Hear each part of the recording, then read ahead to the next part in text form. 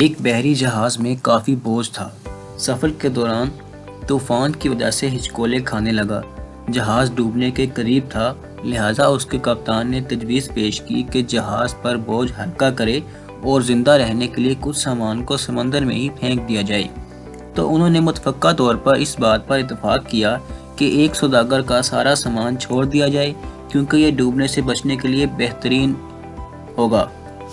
جس تاجر کا سامان پھینکا جانا تھا اس نے اعتراض کیا کیوں اس کا ہی سارا سامان پھینکا جائے، اور تجویز پیش کی کہ سارے تاجروں کے سامان میں سے تھوڑا تھوڑا پھینکا جائے تاکہ نقصان تمام لوگوں میں تقسیم ہو اور نہ صرف ایک شخص متاثر ہو۔ تب باقی سارے تاجروں نے اس کے خلاف بغاوت کی، اور چونکہ وہ ایک نیا اور کمزور سوداگر تھا اس لیے انہوں نے اس کے سامان کے ساتھ اسے بھی سمندر میں پھینک دیا اور اپنا سفر جاری رکھا۔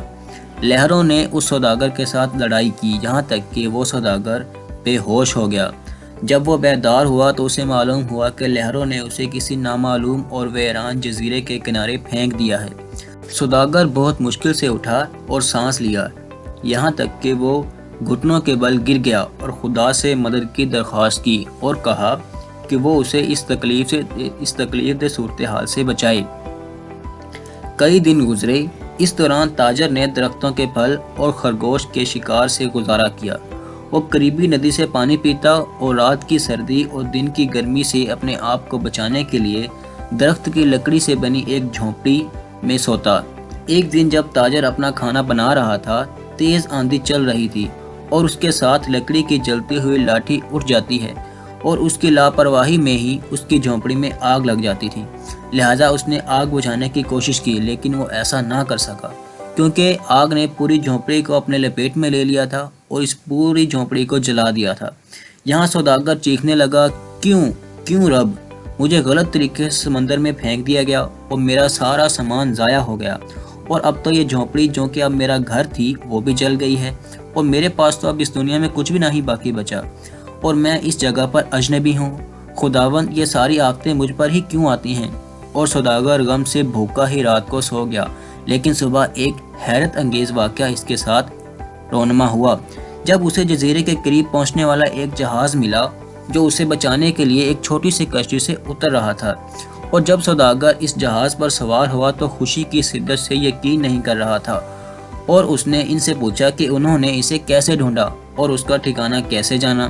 انہوں نے اس کا جواب دیا کہ ہم نے دھواں دیکھا، لہٰذا ہمیں معلوم ہوا کہ کوئی شخص مدد کے لیے پکار رہا ہے، لہٰذا ہم دیکھنے کے لیے یہاں آ گئے۔ اور جب اس نے ان کو اپنی کہانی سنائی کہ کس طرح اپنے ناجائز طریقے سے سوداگروں نے اسے جہاز سے پھینک دیا، انہوں نے اسے بتایا کہ سوداگروں کا جہاز منزل تک تو نہیں پہنچ سکا، ڈاکوؤں نے اس پر چھاپا مارا، سب کو لوٹ لیا اور لوگوں کو مار ڈالا۔ تو سوداگر روتے ہوئے سجدے میں گر گیا اور کہا کہ خداوند تمہارے سب کام اچھے ہیں، پاک ہے وہ ذات، پاک ہے وہ رب جس نے قتل سے بچایا اور اس کے لیے بالائی کا انتخاب کیا۔ اگر آج آپ کے حالات بگڑ جاتے ہیں تو خوف زدہ نہ ہوں، بس اتنا بھروسہ رکھیں اور خدا کو یاد کریں کہ خدا ہر چیز میں حکمت رکھتا ہے۔ جان لو کہ خدا آپ کے تمام امور کو انتظام کر رہا ہے اور آپ کو بچانے کی کوشش کر رہا ہے۔ اللہ تعالی ہم سب کو اس پر عمل کی توفیق عطا فرمائے، آمین۔